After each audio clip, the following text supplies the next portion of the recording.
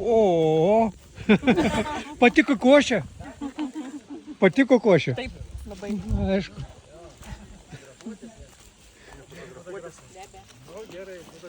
O, Mes negalim išvažiuoti irgi be dovanų, kadangi jau taip mūšį labai maloniai priėmė, tai irgi norim įteikti jums tokį šią karštą dieną vieną labai vertingą tokį dalyką, kuris pravers jums gyvenime, tai yra tokia gertuvė.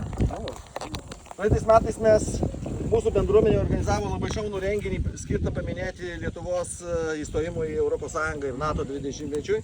Tai va čia vienas būtent iš to renginio yra irgi būtent toksai atminimo suvenyras, kurį irgi taip pat mums padėjo tam renginiui viską padaryti Žemės ūkio ministerija. Dar Žemės ūkio ministerija buvo su kitokiu visai logotipu tais laikais, prisimint praeitais metais, šiemet jau visai kitaip atrodo. Nu, čia aišku pradėjo mūsų savivaldybė. Tai va, ačiū Jums labai už tai, kad mus šiltai priėmėt, suteikėt čia informacijos, o čia visą laiką, kada karštą dieną taip pasinaudodami šitų dalykų prisiminsit ir lazdijokus. Tai ačiū labai Jums.